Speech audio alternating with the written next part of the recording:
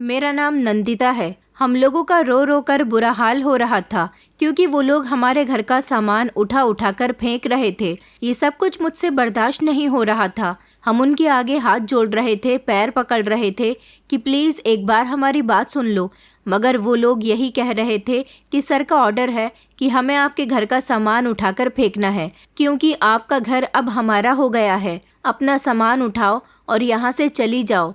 तुम लोगों को वैसे भी एक हफ्ते का टाइम दे दिया गया था। हम चारों बहनें बुरी तरह से रो रही थी, लेकिन कोई हमारी बात सुनने के लिए तैयार ही नहीं था। हमारा सहारा सिर्फ हमारी बीमार माँ थी, जो जवान होते हुए भी बीमारियों में घिरकर रह गई थी। घर के हालात अचानक इतने ज़्यादा ख़राब हो गए थे कि हमें आज घर से निकलने पर मजबूर किया जा रहा था। मैं अपनी सारी बहनों में सबसे बड़ी थी, इसलिए जितना हो सके उनके आगे रिक्वेस्ट करने की कोशिश कर रही थी। मैंने बड़ी मुश्किल से उनके पैरों में गिरकर उनसे कहा था कि अच्छा, हमें कुछ दिनों की मोहलत और दे दो, हम पैसों का बंदोबस्त करते हैं। अगर पैसों का बंदोबस्त नहीं हुआ तो हम खुद इस घर को छोड़कर चले जाएंगे। वो दोनों आदमी कहने लगे कि अगर तुमने पैसों का बंदोबस्त नहीं किया तो कल खुद सर आकर तुमसे बात करेंगे। दोस्तों, कहानी में आगे बढ़ने से पहले अगर आपने अभी तक हमारे चैनल को सब्सक्राइब नहीं किया तो चैनल को सब्सक्राइब करें। वीडियो अच्छी लगी हो तो वीडियो को लाइक करें और हाँ, कमेंट करके हमें अपनी राय ज़रूर दें कि आपको हमारी कहानियाँ कैसी लगती हैं। मैंने उनके मालिक को अभी तक देखा नहीं था, बस सिर्फ नाम सुना था। ये लोग अपने मालिक का नाम लेकर हमें धमकाया करते थे। पिछले 1 महीने से हमें लगातार घर खाली करने की धमकियां मिल रही थी। अभी भी वो अपने मालिक की धमकी देने के बाद वो लोग हमारे घर से जा चुके थे। जो सामान बाहर फैला हुआ था वो सब समेटकर हम सभी बहनों ने घर के अंदर रख लिया था। हम सब एक दूसरे से मिलकर बहुत रो रहे थे क्योंकि मोहल्ले वाले हमारा तमाशा देख चुके थे। किसी की हिम्मत नहीं हुई थी कि कोई हमें बचाने आ सके। उस समय मुझे अपनी ज़िंदगी बहुत बुरी लग रही थी। मैं अपनी फैमिली के लिए कुछ नहीं कर पा रही थी। अब वक्त ऐसा आ गया था कि हमारा कोई सहारा नहीं बचा था। मैं अपने कमरे में आई, सारी रात सोचती रही कि कल ना जाने क्या होने वाला है। कई सालों पहले माँ ने एक के बाद एक बेटी पैदा की तो लोग मेरे पापा से कहते थे कि तुम दूसरी औरत से शादी कर लो, तुम्हारी पत्नी तुम्हें बेटा नहीं दे पाई है। मेरे पापा कहते थे कि बेटी की वजह से मैं अपनी पत्नी और बेटियों को बेसहारा कर दूं। मैं ऐसा कभी नहीं कर सकता। मुझे अपनी बेटियां बहुत प्यारी हैं और देखना, एक दिन मेरी बेटियां मेरा नाम रोशन ज़रूर करेंगी। वो मेरा बेटा बनकर दिखाएंगी। मुझे बेटे की तमन्ना नहीं है। अगर ऊपर वाला मुझे बेटा देता है तो मैं उसे खुशी खुशी एक्सेप्ट कर लूँगा, लेकिन अगर उसने मुझे बेटा नहीं दिया तो मैं कभी भी अपनी बेटियों को खुद से दूर नहीं करूँगा और ना ही उनके लिए अपनी मोहब्बत कम करूँगा। मैं अपनी बेटियों को बोझ नहीं समझता। मेरी बेटियाँ मेरी ताकत हैं। मैं उनकी परवरिश अकेले कर सकता हूँ। मेरी 4 बेटियाँ हैं तो क्या हुआ, चारों की चारों ही मेरा मजबूत बाजू हैं। मेरे पापा लोगों को ऐसी बातें सुनाया करते थे कि लोग अपने कानों को हाथ लगा लिया करते थे और फिर कोई भी मेरे पापा से बेटियों से रिलेटेड कोई बात नहीं करता था। हमारे पापा हमसे बहुत प्यार करते थे। हमारी मिडिल क्लास फैमिली थी। पापा एक कंपनी में नौकरी किया करते थे। वहाँ पर उनकी सैलरी 80,000 रुपये महीना थी। हमारा गुजारा बहुत अच्छे से होता था। मेरे पापा बहुत हिसाब से चलने वाले इंसान थे। कभी भी उन्होंने किसी पर उधार कर्ज नहीं किया था। उन्होंने अपनी कमाई से अपनी चारों बेटियों की परवरिश की थी। उनको अच्छे अच्छे स्कूल में शिक्षा दिलवाई थी। मेरी पढ़ाई कंप्लीट हो चुकी थी। मैं एमए फाइनल कर चुकी थी और मेरी मुझसे छोटी वाली बहनें अभी इंटर कर रही थी। बाकी दोनों बहनों भी स्कूल में पढ़ रही थी। मेरी दोनों छोटी बहनों में 2-2 साल का फ़र्क था, जबकि मुझसे छोटी वाली मेरी बहन मुझसे 3 साल छोटी थी। अचानक हमारी ज़िंदगी में एक ऐसा तूफ़ान आया था जिसने हमारी ज़िंदगी को हिलाकर रख दिया था। सब कुछ बिल्कुल ठीक चल रहा था जब एक दिन मेरे पापा को किसी पैसा डबल करने वाली कंपनी के लोगों ने बेवकूफ़ बनाया था। मेरे पापा पढ़े लिखे थे, ऐसे लोगों की बातों में नहीं आते थे, मगर पापा के दोस्तों ने कहा कि उन्होंने भी इस स्कीम में अपने पैसे इन्वेस्ट किए हैं, तुम भी पैसे इन्वेस्ट कर दो, कुछ समय बाद पैसे डबल हो जाएंगे। तुम्हारी 4-4 बेटियां हैं, तुम्हें अपनी बेटियों की शादी भी तो करनी है। महंगाई बढ़ती जा रही है, आने वाले समय में तुम अपनी बेटियों की शादी कैसे करोगे? तुम्हारी 2 बड़ी बेटियां तो जवान ही हैं, तुम्हें बहुत सारे पैसों की ज़रूरत पड़ने वाली है। मेरे पापा ने जब अपनी बेटियों के बारे में सोचा तो उन्हें लगा कि उनके दोस्त उन्हें बिल्कुल ठीक एडवाइस दे रहे हैं। जब उन लोगों ने अपने पैसे इस स्कीम में इन्वेस्ट किए थे तो मेरे पापा को भी स्कीम में पैसे इन्वेस्ट करने में कोई परेशानी नज़र नहीं आई थी। लेकिन हर इंसान को लगभग 50 लाख रुपए इस स्कीम में इन्वेस्ट करने थे। हर महीने 5 लाख रुपए की डबल रकम उन लोगों को मिलने वाली थी और इस तरह लगभग 20 महीने तक इस स्कीम की टाइमिंग थी। सुना था कि लोग काफ़ी समय पहले से इस स्कीम में अपना पैसा इन्वेस्ट कर चुके हैं और ना जाने कितने लोगों को इसका लाभ भी मिला है। 5 लाख रुपए के बदले 10 लाख रुपए मिलने थे, लेकिन पहले 50 लाख रुपए इन्वेस्ट करने के लिए पैसे कहाँ से आने थे? मेरे पापा के पास तो सिर्फ 2-3 लाख रुपए की ही सेविंग्स थी।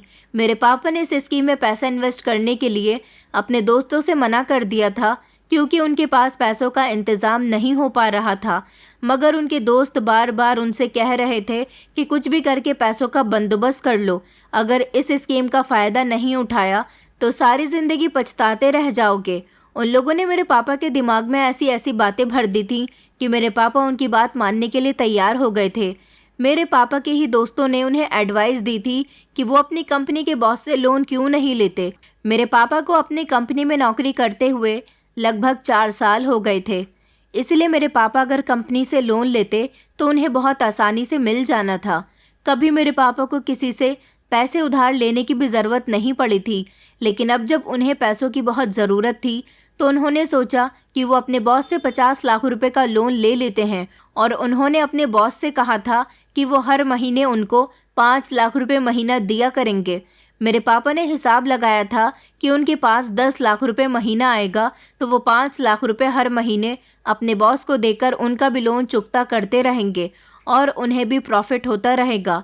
मेरे पापा ने जब अपने बॉस से 50 लाख रुपए का लोन लेने के लिए कहा और कहा कि वो हर महीने उनको 5 लाख रुपए लोन के चुकाते रहेंगे तो इस बात पर उनके बॉस भी उन्हें पैसे देने के लिए तैयार हो गए थे। मेरे पापा जिस कंपनी में काम करते थे वहाँ सारी फॉर्मेलिटी पूरी करने के बाद वहाँ के एम्प्लॉय और वर्कर्स को लोन दे दिया जाता था। इसी तरह 10 महीने के एग्रीमेंट पर मेरे पापा को बिना ब्याज के लोन दे दिया गया था क्योंकि वो उस कंपनी के 4 साल पुराने एम्प्लॉय थे। वो पूरे 50 लाख रुपए मेरे पापा ने उस इन्वेस्टमेंट वाली कंपनी को दे दिए थे और उन लोगों ने भरोसा दिलाया था कि आपको अगले महीने से इस स्कीम का लाभ उठाने को मिलेगा। मेरे पापा बहुत बेफिक्र हुए थे। उन्होंने सोचा था कि वो अपनी बड़ी बेटी का रिश्ता तय कर देंगे ताकि 3-4 महीने के बाद जब उनके पास अच्छी खासी सेविंग्स हो जाएं तो वो अपनी बेटी की शादी कर दें। पापा ने बहुत कुछ सोच रखा था मगर वो नहीं जानते थे कि उनकी ज़िंदगी बहुत कम है। पापा मेरे लिए लड़के तलाश कर रहे थे मगर अभी तक उन्हें मेरे लिए मेरे हिसाब का कोई लड़का नहीं मिला था। मैं पढ़ी लिखी थी, खूबसूरत थी। मेरे पापा चाहते थे कि उनकी बेटी की शादी किसी ऐसे लड़के से हो जो किसी अच्छी कंपनी में जॉब करता हो। हम लोग भी बहुत खुश थे। पापा क्या करते थे क्या नहीं करते थे इस बारे में हमें कोई मतलब नहीं होता था क्योंकि हम चारों बहनें ही अपनी अपनी लाइफ में मस्त रहते थे। घर के जितने भी मैटर्स होते थे पापा ज़्यादातर मम्मी के साथ ही डिस्कस किया करते थे। वक्त इसी तरह से गुजरता जा रहा था और धीरे धीरे 1 महीना भी हो गया था जब पापा को स्कीम के पहले महीने के इन्वेस्टमेंट के पैसे मिलने जा रहे थे। पापा बहुत खुश थे, लेकिन अचानक एक कॉल आने से पापा के चेहरे पर देखा गया था कि वो कॉल किसी और की नहीं बल्कि पापा के दोस्त की आई थी। उन्होंने रोते हुए बताया कि जिस कंपनी में उन्होंने अपने पैसे इन्वेस्ट किए हैं वो कंपनी लोगों के सारे पैसे लेकर भाग गई। अब उनके ऑफिस भी बंद है, वहाँ पर ताला लगा हुआ है। वो लोग कौन थे, कहाँ से आए थे, इस बारे में कोई कुछ नहीं जानता। सुना था कि वो लोग फ्रॉड लोग थे। न्यूज़ में भी ये खबर बहुत चली थी। पापा तो ये सब सुनकर अपना सर पकड़कर बैठ गए थे। पापा कहने लगे कि मैं 50 लाख रुपए का कर्जदार हो गया हूँ। ये ना जाने मेरे साथ क्या हो गया। मैं अपने बॉस को पैसे कहाँ से दूंगा। पापा को एहसास हुआ था कि लालच सच में बहुत बुरी बला है। उन्हें अपने दोस्तों के कहने में नहीं आना चाहिए था, मगर नुकसान सिर्फ अकेले मेरे पापा का नहीं हुआ था, उनके सारे दोस्तों का भी हुआ था क्योंकि वो लोग सभी के पैसे लेकर भाग चुके थे। उन लोगों के खिलाफ पुलिस में रिपोर्ट भी दर्ज करवाई गई थी, मगर पुलिस भी उन लोगों को पकड़ने में नाकाम रही थी। पापा बहुत रो रहे थे, उनको अपना होश नहीं था। इस सब ने उनकी तबीयत खराब कर दी थी और ना जाने कितने दिनों तक वो अपने ऑफिस भी नहीं जा सके थे। पापा लगभग 3 महीने तक बीमार रहे थे। हम भी पापा की तरफ से बहुत परेशान थे। काफ़ी सारा पैसा उनके इलाज पर लग रहा था। मम्मी रोते रोते उनसे कहती थी कि मैंने आपसे मना किया था कि इस स्कीम में पैसे इन्वेस्ट ना करें, क्योंकि इस काम को करने के लिए मेरा मन नहीं मान रहा था। पापा कहने लगे कि लालच की पट्टी मेरी आंखों पर बंध गई थी। क्या करूं, मैं भी अपनी गलती पर आज बहुत शर्मिंदा हूं। बस टेंशन इस बात की है कि मैं बॉस को पैसे कैसे दूंगा। मेरा उनसे 10 महीने का एग्रीमेंट हो चुका है। 3 महीने का टाइम निकल भी गया और मैंने अभी तक अपने बॉस को 1 रुपया भी नहीं दिया। इधर मेरी तबीयत भी ठीक नहीं चल रही जो मैं ऑफिस जाकर काम करूं और बॉस से जाकर कुछ बात करूं। पापा के दोस्तों का भी कुछ ऐसा ही हाल था। वो लोग भी इस सदमे को अपने दिल से लगाकर बैठे हुए थे। पापा की तबीयत थोड़ी ठीक हुई तो उन्होंने ऑफिस जाकर अपने बॉस को इस बारे में बताया था। उनका बॉस बड़ा ही घमंडी इंसान था। इस बात का एहसास पापा को जब हुआ था जब उन्होंने उनसे लोन ले लिया था। पापा ने उनको सब कुछ बताया तो उन्होंने पापा से कहा कि हम कुछ नहीं जानते। 10 महीने पूरे होने के बाद हमें हमारे 50 लाख रुपए चाहिए। तुम हमें कहीं से भी लाकर दो, हमारी कंपनी तुमसे अपने पैसे वसूल कर लेगी। पापा ने उनसे कहा था कि मुझे थोड़ा सा वक्त और दे दें, मैं कुछ करता हूँ, मगर इस चीज़ का कोई सॉल्यूशन नहीं निकला था। मम्मी का जितना भी जेवर था वो सब बेच दिया गया था, लेकिन कुल मिलाकर सिर्फ 10 लाख रुपए का ही इंतज़ाम हुआ था। पापा ने वो 10 लाख रुपए अपनी कंपनी में जमा करवा दिए थे, लेकिन 40 लाख रुपए अभी भी बाकी रह गए थे। अब हमारे पास बेचने के लिए कुछ नहीं बचा था। हम मिडिल क्लास लोग थे, हमारे ज़्यादा रिश्तेदार भी नहीं थे, क्योंकि मेरे दादा दादी इस दुनिया से जा चुके थे और मेरे पापा उनके इकलौते बेटे थे, जबकि मेरे सिर्फ एक नाना जी थे जो बहुत दूर गांव में रहते थे। इसलिए हमारा कोई रिश्तेदार भी हमारी कोई मदद नहीं कर सकता था। वक्त गुजरता जा रहा था और पापा के कंपनी वाले उनसे अपने पैसे मांग रहे थे, क्योंकि पापा टाइम पर महीने में उनकी रकम अदा नहीं कर रहे थे। जब पैसे लिए हुए 8 महीने गुजर गए तो कंपनी के कुछ गुंडे हमारे घर पापा को धमकाने के लिए आए थे कि उनके पास सिर्फ एग्रीमेंट के मुताबिक 2 महीने का टाइम और रह गया है। अगर उन्होंने इन 2 महीनों में पैसे जमा नहीं किए तो अच्छा नहीं होगा, उनसे उनका घर भी ले लिया जाएगा। वो लोग उस दिन बहुत हंगामा करके गए थे। मेरे पापा बहुत इज्जतदार इंसान थे, लोग उनकी बहुत इज्जत किया करते थे। उस दिन मेरे पापा को ऐसा लगा था जैसे मोहल्ले वालों के सामने और उनके परिवार के सामने उनकी बहुत इंसल्ट हो रही है। इसलिए पापा ये सदमा बर्दाश्त नहीं कर सके थे और अचानक उन्हें हार्ट अटैक आ गया था और मैं और मम्मी फ़ौरन ही पापा को अस्पताल लेकर भागे थे। जब अस्पताल जाकर पता चला कि मेरे पापा इस दुनिया को छोड़कर चले गए, वो इस सब को बर्दाश्त न कर सके थे और ऐसे कड़े वक्त में अपने परिवार को अकेला छोड़कर, एक सदमा कम था क्या कि एक और सदमा हमें लग गया था, वो भी पापा की मौत का। उसके बाद मम्मी की तबीयत भी दिन ब दिन ख़राब रहने लगी थी।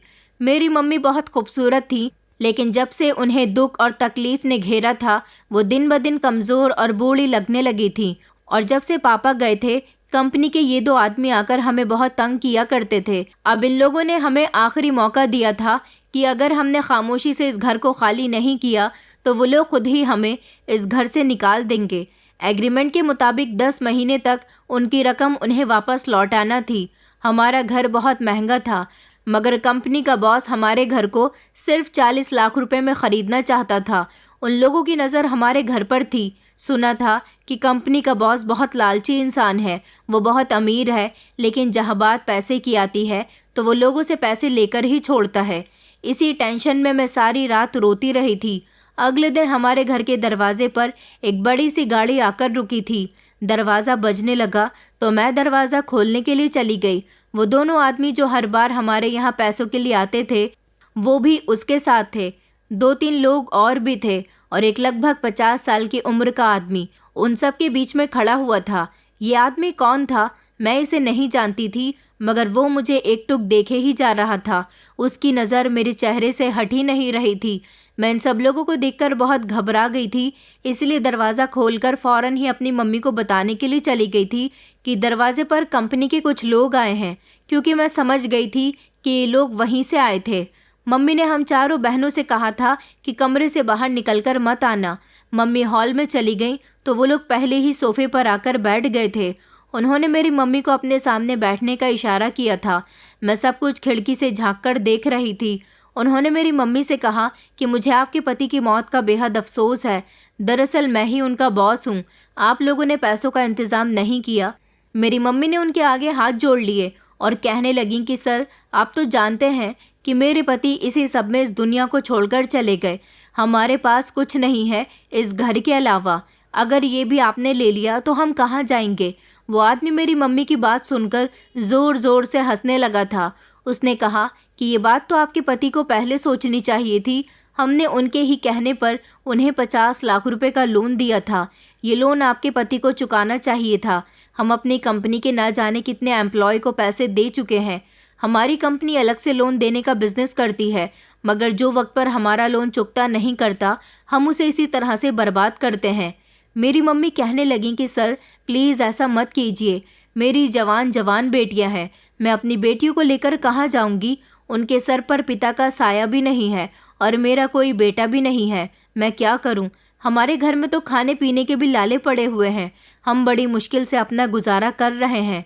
प्लीज़ आप हमें परेशान मत कीजिए। मैं आपके पैसे वापस लौटा दूंगी। उसने कहा कि आखिर ऐसा कब होगा? न जाने कितने समय से तुम लोग पैसे वापस करने की बात कर रहे हो। जीते जी तुम्हारे पति ने मुझे पैसे नहीं दिए तो तुम क्या दोगी? अभी तक 10 लाख रुपए के अलावा मेरे पास कोई पैसा नहीं आया। मेरी मम्मी उनके पैरों में गिर गई थी और बहुत रो रही थी। मैं ये सब कुछ खिड़की से देखकर बहुत अफसोस में आ गई थी। मेरा मन तो कर रहा था कि मैं उस आदमी को धक्के मारकर अपने घर से निकाल दूं, जो मेरी मम्मी से अपने पैर पकड़वा रहा था। वो बहुत घमंडीपन वाली हरकतें कर रहा था। मुझे वो इंसान बिल्कुल भी पसंद नहीं आया था। वो जितना अमीर था उतना ही उसका दिल कठोर था। उसने मेरी मम्मी को पीछे धकेल दिया था और उसने कहा कि आज मैं अपने बिजनेस के सिलसिले में शहर से बाहर जा रहा हूँ। तुम्हारे पास कल तक का टाइम है। अगर तुम पैसों का इंतज़ाम करती हो तो इस घर में रह सकती हो, लेकिन अगर पैसों का इंतज़ाम नहीं हुआ तो तुम्हें इस घर को खाली करना होगा। मेरी मम्मी कहने लगी, लेकिन आपने घर के पेपर्स भी अपने पास रख लिए। आप हमें हमारे पेपर्स दे दीजिए। हम इस मकान को बेचकर आपका लोन चुकता कर देंगे और जो बाकी के पैसे बचेंगे उससे हम कहीं छोटा सा फ्लैट खरीद लेंगे, मगर हमें बिल्कुल बेसहारा मत कीजिए। वो कहने लगा कि ऐसा नहीं हो सकता। तुम लोगों की कोई गारंटी नहीं है कि तुम रातों रात इस घर को बेचकर कहीं भाग जाओ। मम्मी उसके आगे हाथ जोड़ रही थी और कह रही थी कि नहीं, हम कभी आपके साथ गद्दारी नहीं करेंगे। हम कभी आपको धोखा नहीं देंगे। वो कहने लगा कि मुझे तुम लोगों पर कोई भरोसा नहीं है। ये कहकर वो अपने आदमियों के साथ उठकर वहाँ से चला गया था। मेरी मम्मी रोती रह गई थी। उसके जाने के बाद मैं भागकर मम्मी के पास गई और उनको संभालने की कोशिश कर रही थी। वो दिन भी हमारा बड़ी मुश्किल से गुजरा था। मैंने अपने कई दोस्तों को भी फ़ोन किया था कि कोई मुझे थोड़े थोड़े पैसे से भी मदद कर दे तो शायद मैं उसको थोड़े से पैसे देकर बात कर सकूं कि वो हमें आगे और मोहलत दे दे, मगर कहीं से भी पैसों का कोई बंदोबस्त नहीं हो सका था। मेरी मम्मी ने भी अपने कुछ रिश्तेदारों से मदद के लिए कहा था, लेकिन मम्मी भी नाकाम रही थी। और फिर अगला दिन आ गया। मम्मी की तबीयत बहुत ख़राब थी। मेरी तीनों बहनें कमरे के अंदर थी, जबकि मैं अपनी मम्मी के साथ बाहर हॉल में ही बैठी हुई थी, जब धड़ाम से दरवाज़ा खुला और वो सारे लोग घर के अंदर आए थे। उनके साथ आज भी उनका मालिक आया था। मम्मी उनको देखकर बहुत घबरा गई। पहले ही उनकी तबीयत ख़राब थी। उन लोगों को देखकर उनकी सांस तेज़ तेज़ चलने लगी। मैंने मम्मी को समझाया कि आपको घबराने की ज़रूरत नहीं है, इससे मैं खुद ही बात कर लूँगी। मालिक आते ही सोफे पर बैठ गया था, जबकि उसके साथ आए हुए आदमी इर्द गिर्द खड़े हो गए थे। उन्होंने कहा कि पैसों का इंतज़ाम हुआ या फिर तुम लोग ये घर छोड़कर जाने वाली हो। मैंने उनके आगे हाथ जोड़े और कहा कि सर प्लीज़, कम से कम आप इस बात का ही ख्याल कर लीजिए कि मेरे पापा आपके एक पुराने एम्प्लॉय थे। आपको हमारे साथ ऐसा नहीं करना चाहिए। वो कहने लगे कि मेरे लिए पैसा ही सब कुछ है, मैं किसी पर रहम नहीं खाता।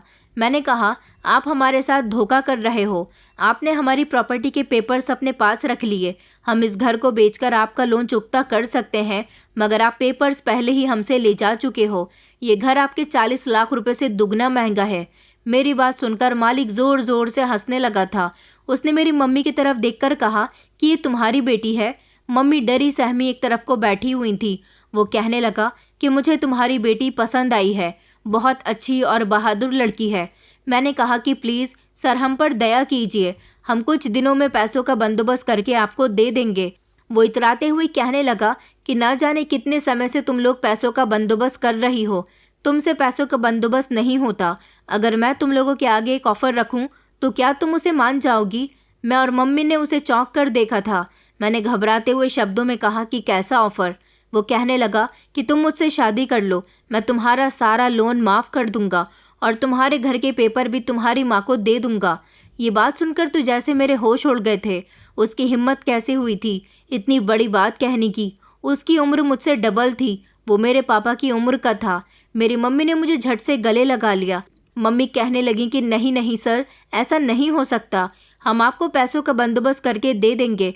कहाँ आप और कहाँ मेरी बेटी? इस पर अपनी नज़र मत डालो। उसकी इस बात पर तो मैं भी सहम गई थी और वो ज़ोर ज़ोर से हंसने लगा और कहने लगा, अरे मैं तुम्हारी बेटी के साथ कुछ गलत थोड़ी कर रहा हूँ। उससे शादी करके पत्नी बनाकर इज्जत के साथ अपने घर लेकर जाना चाहता हूँ। तुम चाहो तो अपनी बेटी की शादी मेरे साथ कर दो, इसमें तुम्हारा ही फ़ायदा है। तुम्हारे पति का सारा कर्ज भी माफ़ कर दिया जाएगा और तुम्हारा घर भी तुम्हें मिल जाएगा। सोचो, अगर तुमने मेरा ऑफ़र एक्सेप्ट नहीं किया तो मैं तुम्हें इस घर से निकाल दूंगा। तुम्हारी जवान बेटियां हैं, अपनी बेटियों को लेकर दर दर की ठोकरें खाओगी। मैं जानता हूँ कि मेरे यहाँ आने से पहले तुमने पैसों का बहुत बंदोबस्त किया होगा, अपने रिश्तेदारों से दोस्तों से पैसे मांगने की कोशिश की होगी, मगर किसी ने तुम्हारी कोई मदद नहीं की। सोचो, अगर तुम अपनी बेटियों को लेकर इधर उधर फिरोगी तो तब भी तुम्हारी कोई मदद नहीं करेगा। तुम्हारी बेटियों की शादियां भी नहीं होंगी। लोग तुम पर और तुम्हारी बेटियों पर इल्ज़ाम लगाएंगे। इससे बेहतर तो यही है कि अपनी बेटी की शादी मेरे साथ कर दो। मेरा तुम्हारी बेटी पर दिल आ गया है और जिस चीज़ पर मेरा दिल आ जाता है मैं उसे हासिल करके ही रहता हूँ। वो ये ऑफ़र देकर चला गया था और उसने सोचने के लिए 2 दिन का टाइम दिया था। हम और ज़्यादा मुसीबत में फंस गए थे। हम सब का तो रो रो कर बुरा हाल हो चुका था। मम्मी कह रही थी कि मैं मर जाऊंगी, मगर इस आदमी के हवाले तुम्हें नहीं करूंगी। मम्मी कहने लगी कि अपना अपना सामान पैक कर लो, हम इस घर को छोड़कर चले जाएंगे। मैंने मम्मी से कहा था कि नहीं मम्मी, ऐसा नहीं हो सकता। ये हमारा घर है। हमारे पापा ने इस घर को कितनी मेहनत से बनाया था, कितने प्यार से आपने इस घर को सजाया था। हम इस घर को कैसे छोड़कर जा सकते हैं? मेरी मम्मी ने प्यार से मेरे गाल पर हाथ रखा और कहने लगी कि मेरी प्यारी बेटी, मैं तुझे कैसे इस दरिंदे के हवाले कर सकती हूँ? ना जाने ये तेरे साथ क्या करेगा। ये तुझसे बड़ी उम्र का है। मैं तेरी ज़िंदगी बर्बाद होते हुए नहीं देख सकती। मैंने कहा मम्मी, मुझे लगता है कि हमें इसका ऑफ़र एक्सेप्ट कर लेना चाहिए, क्योंकि हमारे पास इसके अलावा और कोई दूसरा रास्ता नहीं है। वो सही कहकर गया है। हमारे जिन रिश्तेदारों ने हमें थोड़े से पैसे नहीं दिए, वो हमें ज़िंदगी भर के लिए अपने घर में सहारा क्या देंगे? मम्मी कहने लगी, मगर बेटा, तेरा उसके साथ कोई मेल नहीं है। उससे शादी करके तुझे नुकसान भी हो सकता है। मैंने मम्मी से कहा कि हम सब कुछ ऊपर वाले पर छोड़ देते हैं। आप उसे फ़ोन कीजिए और कह दीजिए कि मेरी बेटी तुमसे शादी करने के लिए तैयार है। मैं अपनी वजह से आप सब लोगों को तकलीफ़ में नहीं देख सकती। अगर वो मुझसे शादी करना चाहता है तो मैं भी उससे शादी करने के लिए तैयार हूँ। इस तरह आप सबकी ज़िंदगी आसान हो जाएगी। एक मेरी वजह से हम सब मुश्किल में फंस जाएंगे, और अगर मेरी ही वजह से आप सबकी ज़िंदगी आसान हो रही है तो मुझे उससे शादी करने में कोई परेशानी नहीं है। मम्मी और मेरी तीनों बहनें बहुत रोई थीं। उन्होंने कहा था कि उस इंसान को कभी खुशी नसीब नहीं होगी जो आज हमें मजबूर कर रहा है। मैंने ज़िद करके मम्मी से उसकी कॉल पर बात तो करवा दी थी। वो ये बात सुनकर बहुत खुश हुआ था कि मैं उससे शादी करने के लिए तैयार हो गई हूँ। उसने कहा था कि वो कल ही मुझसे शादी करेगा और मुझे अपने घर ले जाएगा। मैं सारी रात रोती रही थी। मैंने इमोशनल होकर ये फ़ैसला तो कर लिया था, लेकिन डर तो मुझे भी लग रहा था कि न जाने वो अपने घर ले जाने के बाद मेरे साथ कैसा सलूक करेगा। वो इंसान बहुत घटिया इंसान है, एक तरह का दरिंदा है। अगले दिन शाम के टाइम पर वो मुझसे शादी करने के लिए मेरे घर आ गया था और उसने मुझसे शादी भी कर ली थी। अपनी ज़ुबान के मुताबिक उसने मेरी मम्मी को हमारे घर के पेपर्स भी दे दिए थे और लोन का एग्रीमेंट भी फाड़ दिया था। उसके बाद वो मुझे अपने घर लेकर चला गया था। मेरी विदाई पर मेरी मम्मी और तीनों बहनें बहुत रोई थीं। उनका मन नहीं कर रहा था कि मुझे इस आदमी के साथ भेजने के लिए, मगर कभी कभी कुछ पाने के लिए कुछ खोना पड़ता है। मैं इसकी बड़ी सी गाड़ी में बैठकर इसके घर आ गई थी। ये बहुत बड़ा बंगला था। मैं इस बंगले को फटी फटी आंखों से देख रही थी, क्योंकि इतना बड़ा बंगला मैंने अपनी ज़िंदगी में पहली बार देखा था। उसने जब मुझे बेचैन नज़रों से इधर उधर देखते हुए देखा तो वो कहने लगा कि ये सब तुम्हारा ही है, तुम आराम से इसमें रहना। उसकी बात सुनकर मैं शर्मिंदा हुई थी और मैंने अपनी नज़र झुका ली थी। हम जब बंगले के अंदर गए तो मैंने देखा कि एक औरत बच्चों के साथ हॉल में बैठी हुई थी, जबकि एक आदमी भी मौजूद था। उसने नौकरानी को आवाज़ लगाई और कहने लगा कि ये मेरी पत्नी है, इसे मेरे कमरे में ले जाओ। ये सुनकर तो जैसे वो औरत बेचैन हो गई थी, वो झट से उठ खड़ी हुई। नौकरानी आई और मुझे अपने साथ ले गई थी। फिर न जाने उन लोगों के बीच आपस में क्या बातें हुई हैं, ये तो मैं नहीं सुन सकी, मगर मुझे मेरे पति के कमरे में भेज दिया गया था। इस आदमी का कमरा बहुत बड़ा था और बहुत ही खूबसूरत था। मैं बिस्तर पर दुल्हनों की तरह बैठ गई थी और उसके कमरे में आने का इंतज़ार कर रही थी, क्योंकि अब जो भी था, जैसा भी था, यही मेरा पति था। लेकिन मैंने उसे अपना पति नहीं माना था। ये शादी सिर्फ फॉर्मेलिटी निभाने के लिए हुई थी। मैं नज़र झुकाकर बैठी हुई थी जब वो कमरे के अंदर आया और उसने कहा कि इजी हो जाओ। ये कहते हुए वो तकिया लेकर सोफे पर लेट गया था। उसकी ये हरकत मुझे कुछ अजीब लगी थी, क्योंकि उसे मुझसे शादी करने की जितनी बेचैनी थी और जिस हालत में उसने मुझसे शादी की थी, उस हिसाब से तो मुझे यही लगता था कि वो कमरे में आने के बाद मेरे साथ किसी तरह की ज्यादती करेगा। मगर वो तो बहुत ही नॉर्मल और सीधा साधा इंसान लग रहा था। वो अपने कपड़े चेंज करके पहले ही दूसरे कमरे से आया था और बस यहाँ आते ही सोफे पर लेटकर सो गया था। शायद वो बहुत थका हुआ था। मेरी कुछ समझ नहीं आया।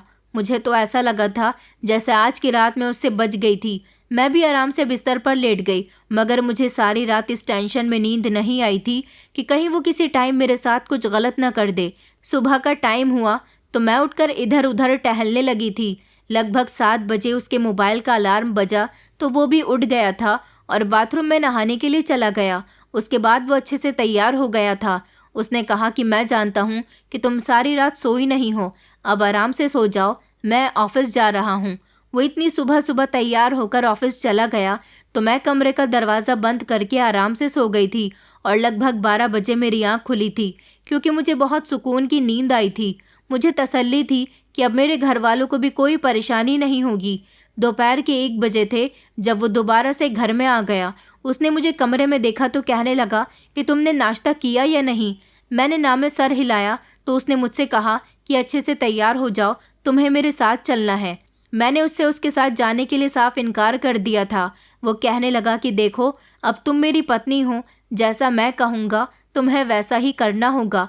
मेरे पास उसकी बात मानने के अलावा कोई और रास्ता नहीं था, इसलिए मैं अच्छे से कपड़े पहनकर तैयार हो गई थी, क्योंकि नौकरानी ने मुझे कपड़े लाकर दे दिए थे। वो पहले तो मुझे बहुत बड़े रेस्टोरेंट में लेकर चला गया था। वहाँ जाने के बाद उसने मुझे नाश्ता करवाया था और उसके बाद मुझे शॉपिंग करवाने के लिए भी ले गया था। वहाँ से उसने मुझे ढेर सारे कपड़े दिलवाए थे और फिर वो मुझे अपने घर लेकर आ गया था। इस दौरान मेरी उससे कोई बात भी नहीं हुई थी और उसके बाद वो मुझे अपने घर लेकर आ गया था। घर के अंदर आते ही वो औरत हमारे सामने आकर खड़ी हो गई और ये औरत इसकी बहन थी। वो अपने भाई से कहने लगी कि तुम्हें शर्म नहीं आती, अपने से छोटी उम्र की लड़की से शादी करके तुमने इस लड़की की ज़िंदगी बर्बाद कर दी।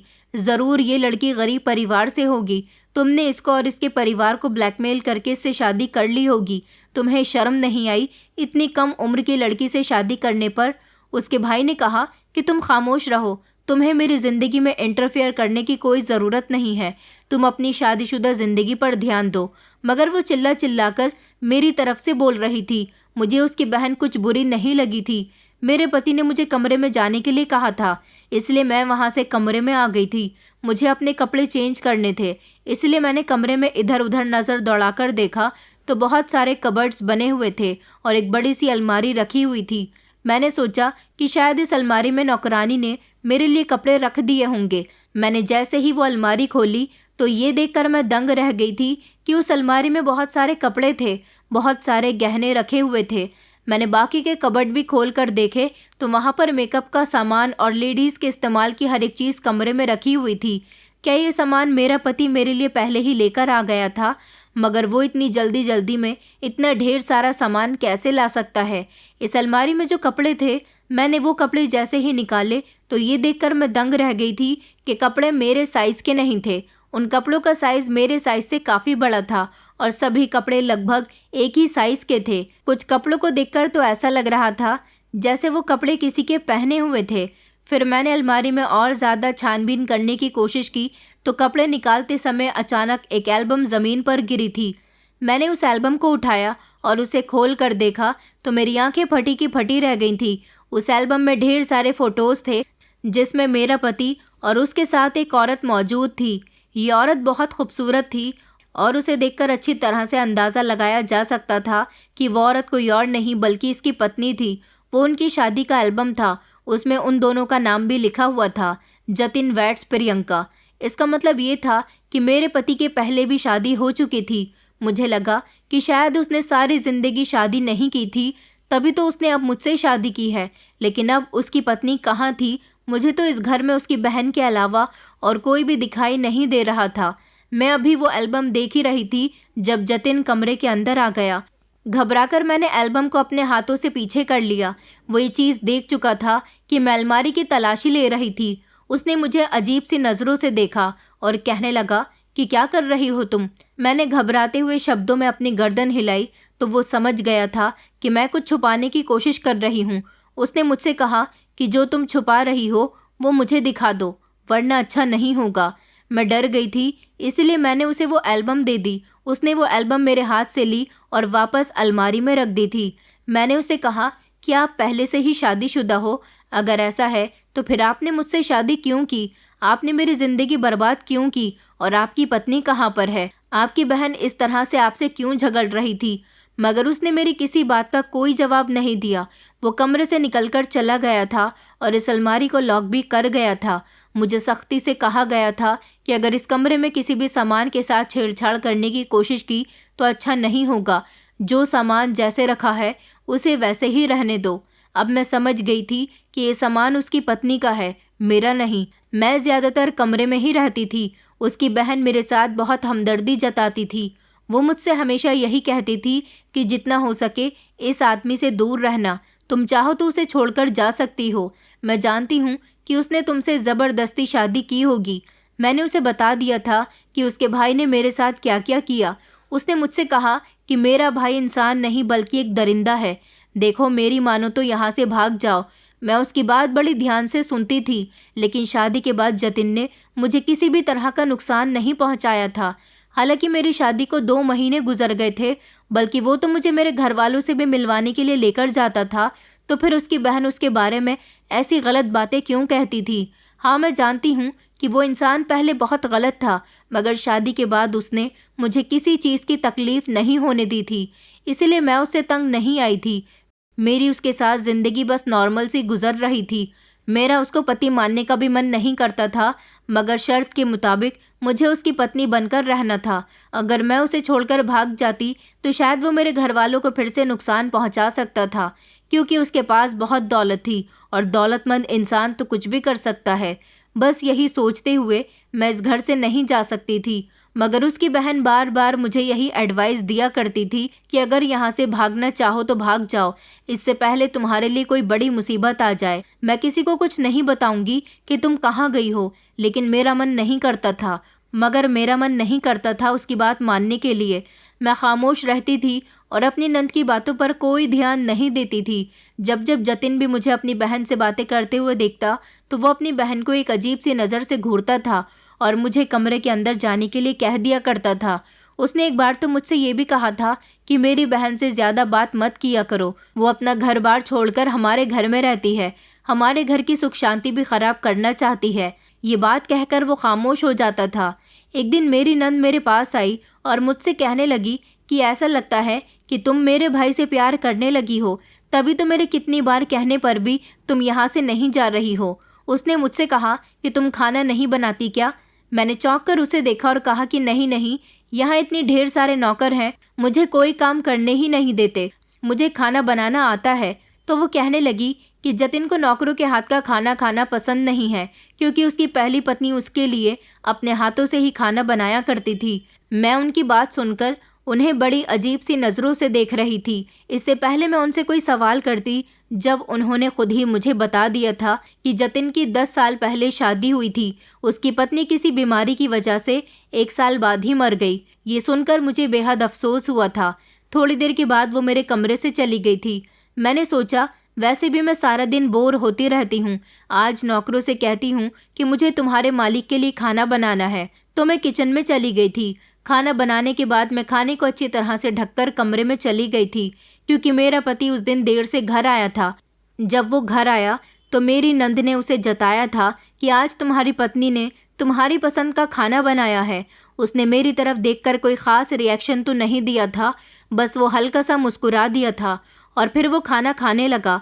खाना खाने के बाद थोड़ी ही देर गुजरी थी कि अचानक मेरे पति की तबीयत बिगड़ने लगी। हम सब बहुत घबरा गए थे, क्योंकि मेरा पति खून की उल्टियाँ करने लगा था। उसे अस्पताल में भर्ती करवाया गया था।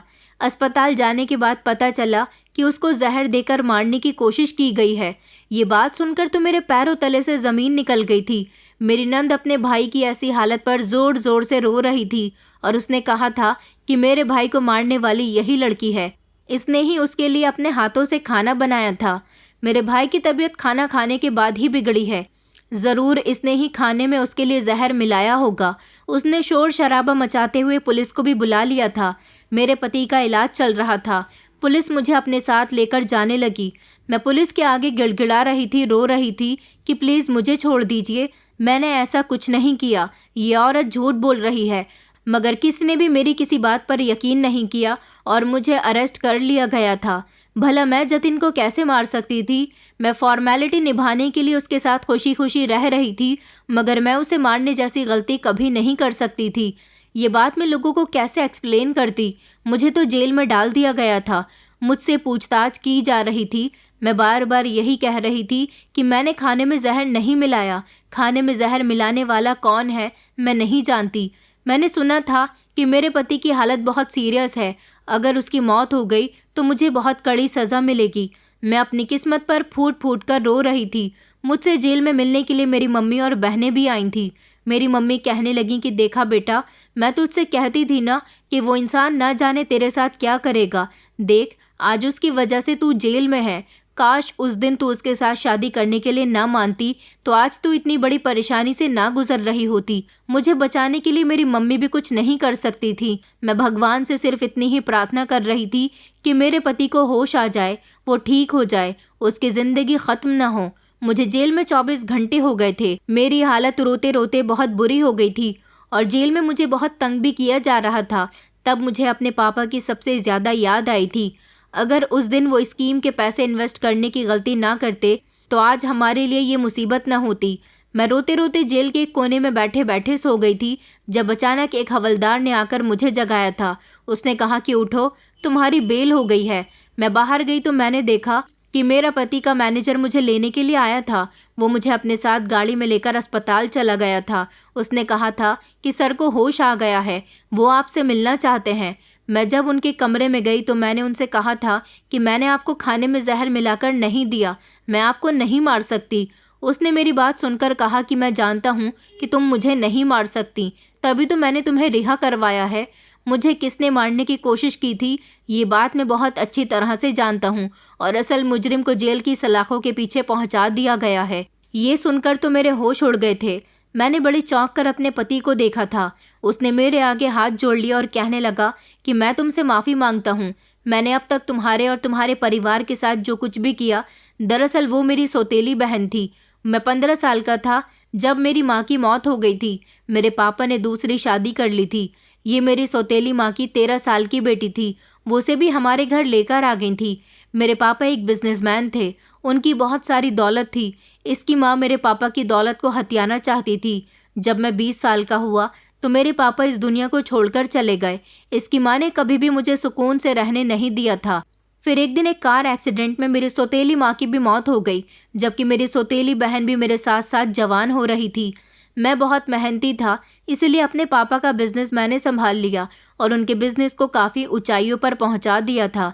अपनी सौतेली बहन की मैंने शादी करवा दी थी। उसकी शादी अच्छे परिवार में अच्छे लड़के के साथ हुई थी, मगर वो प्रॉपर्टी में मुझसे अपना हिस्सा लेना चाहती थी। मैंने उससे कहा था कि ये सब कुछ मेरा है, तुम मेरी सौतेली बहन हो, सगी नहीं हो। ये सब कुछ मैंने अपनी मेहनत से किया है। मेरे पापा का बिजनेस पहले ज़्यादा अच्छा नहीं था, ये सब मेरी मेहनत से इतना आगे बढ़ सका, मगर वो ये बात मानने के लिए कभी तैयार नहीं थी। फिर भी मैंने उससे कह दिया था कि इस जायदाद में से आधा हिस्सा मैं तुम्हें दे दूंगा, मगर अभी नहीं। लेकिन वो इस जायदाद को हासिल करने के लिए बेचैन हो रही थी। मैंने अपनी पसंद की लड़की से शादी कर ली थी। उसे ऐसा लगता था कि अब उसका भाई उसे इस जायदाद में से कुछ भी नहीं देगा। वो मेरी पत्नी को तंग करने के लिए अपने बच्चों के साथ हमारे घर पर आकर रहने लगी थी। कहती थी कि ये मेरे माता पिता का घर है। मेरा पिता सौतेला था तो क्या हुआ, था तो वो मेरी माँ का पति ही। अब मैं उसे क्या समझाता कि मेरी पत्नी भी सीधी थी। वो ज़्यादा उससे किसी तरह की बहस नहीं करती थी। मैं अपनी पत्नी के साथ बहुत खुश था, लेकिन अचानक मेरी पत्नी को एक बड़ी बीमारी हो गई। मैंने अपनी पत्नी का बहुत इलाज करवाया, लेकिन मेरी पत्नी का इलाज सक्सेसफुल ना रह सका और फिर एक दिन वो मुझे इस दुनिया से छोड़कर चली गई। मैं अपनी पत्नी से बहुत मोहब्बत करता था, इसलिए मैंने कभी दूसरी शादी के बारे में नहीं सोचा। मगर जब मैंने देखा कि मेरी बहन हमेशा इस जायदाद को हथियाने के लिए कोई ना कोई प्लानिंग करती रहती है, तो मैंने सोच लिया था कि अब चाहे जो हो जाए, मैं अपनी जायदाद अपनी बहन के हवाले नहीं होने दूंगा। मेरी पत्नी मेरे साथ सिर्फ 1 साल तक ही रही थी।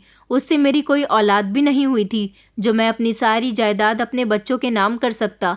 मेरी बहन यही चाहती थी कि मेरी शादी न हो और मैं सारी ज़िंदगी अकेला रहूं। मेरा कभी दूसरी शादी को मन भी नहीं किया था, इसलिए मैंने दूसरी शादी नहीं की। मगर जब मैंने तुम्हें देखा कि तुम बहुत लाचार हो, बहुत परेशान हो, तो मैंने तुमसे शादी करने का फ़ैसला किया। मैं जानता हूँ कि मुझसे शादी करने से तुम्हारी ज़िंदगी ख़राब हो गई, लेकिन तुम आज भी पवित्र हो। तुम चाहो तो किसी और मर्द से शादी कर सकती हो। मेरी बहन मुझे मारने की प्लानिंग तो काफ़ी पहले से कर रही थी, मगर मैं बिना किसी सबूत के अपनी बहन को अरेस्ट नहीं करवा सकता था। मैंने सोच लिया था कि अगर मैं मर गया तो मेरी सारी जायदाद मेरी बहन हथिया लेगी, इसीलिए मैंने तुमसे शादी की। तुम्हें देखकर मेरी बहन समझ गई कि ये सारी प्रॉपर्टी तुम्हारी भी होगी, इसलिए वो और ज़्यादा बेचैन रहने लगी। मैं जानता था कि वो तुम्हें अपने रास्ते से हटाने की कोशिश करेगी, तभी तो वो तुमसे यहाँ से भाग जाने को कहती थी। और जब तुम यहाँ से नहीं भागी तो उसने तुम्हारे बनाए हुए खाने में जहर मिला दिया ताकि सारा इल्ज़ाम तुम पर आ जाए। मैं ये तो जानता था कि मेरी बहन हमेशा मुझे मारने की प्लानिंग करती है, मगर वो इतनी जल्दी और इस तरीके से मुझे मारने की कोशिश करेगी, ये मैंने नहीं सोचा था। शायद भगवान को मेरी जान बचानी थी, इसीलिए मैं बच गया। जब मैं होश में आया तो मैं तभी समझ गया था कि मेरी बहन ने ज़रूर तुम पर इल्ज़ाम लगा दिया होगा। इसलिए होश में आने के बाद सबसे पहले मैंने तुम्हारे बारे में पूछा था, तुम्हें रिहा करवा दिया और पुलिस को अपनी बहन की सारी हरकतों के बारे में बता दिया था, और पुलिस ने भी मेरी बहन को अरेस्ट करवा लिया। मैं उसके साथ ऐसा करना तो नहीं चाहता था, मगर मैं क्या करता। इसके बजाय पुलिस तुम्हें सज़ा देती। मैं ऐसा बिल्कुल भी नहीं होने दे सकता था। मेरी ज़िंदगी बच गई है। मेरी बहन जेल जा चुकी है। उसके बच्चों को मैंने उसकी ससुराल भिजवा दिया है, जबकि उसका पति भी उसकी हरकतों को बहुत अच्छे तरीके से जानता था। इसीलिए उसके पति ने भी अपनी पत्नी के खिलाफ गवाही दी है कि उसकी पत्नी ही नियत की ठीक नहीं थी। अब उसे कड़ी से कड़ी सज़ा होगी, मगर अब तुम बच गई हो। मैंने अपना सब कुछ तुम्हारे नाम कर दिया। तुम चाहो तो मुझे छोड़ सकती हो। मैं तुम्हें डिवोर्स दे दूंगा। मैं कोई लालची इंसान नहीं हूँ। लोगों को लोन देना मेरा काम है। मैंने कहा, मगर आपने हमारे साथ अपने पैसे लेने में इतनी ज़बरदस्ती की कि इस सदमे से मेरे पापा इस दुनिया से चले गए। अगर आप मेरे पापा की बात मान लेते तो शायद आज वो जिंदा होते। मेरी बात सुनकर उसने कहा कि लोगों से पैसों की डिमांड करना ये तो मेरा काम है, लेकिन उन दिनों मैं लगभग 3 महीने के लिए न्यूयॉर्क गया हुआ था। तुम्हारे पापा से मेरी बात नहीं बल्कि मेरे मैनेजर से बात हुई थी। मेरे जाने के बाद मेरा सारा काम मेरे मैनेजर ही संभालते हैं।